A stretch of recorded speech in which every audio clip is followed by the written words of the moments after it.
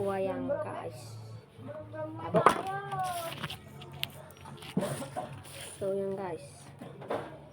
Gagawa tayo ng boga. So, ito nga pala ang ginawa kanina. Ito ay delighter.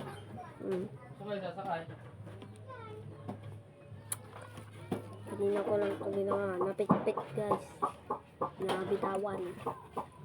So, tape lang din to. Dalawa divider nito guys. So, yan. Yan. Pag sisindi ka ng apoy, yan lalagay. Yan. Tok.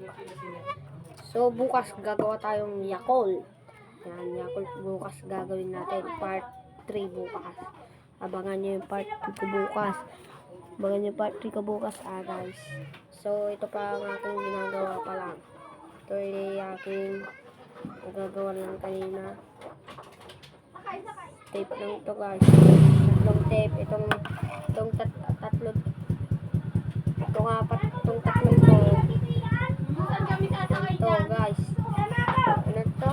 Lunag lang yan, guys. Yung plastic. Lunag lang yan. Yan, kanina nabutas. Yan. May dalawa yung kwan. Yan. So, yan. Left, right. Side. Kung gagawin yan paggamit, dapat ganyan ang paggamit namin.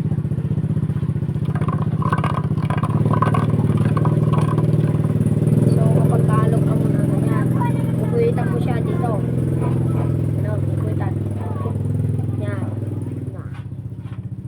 Tapos lagyan mo na ng acetone. Yan. Yun. Parang nasa airsoft guys na. Yan. So, sa part 4, gagawa tayo ng baril.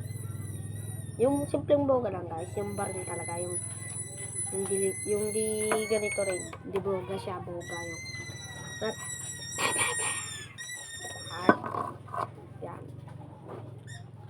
I-review ko lang ito mga guys. Ito. So, hanggang dito na lang ang ating So, abangan natin part 2. Bye-bye!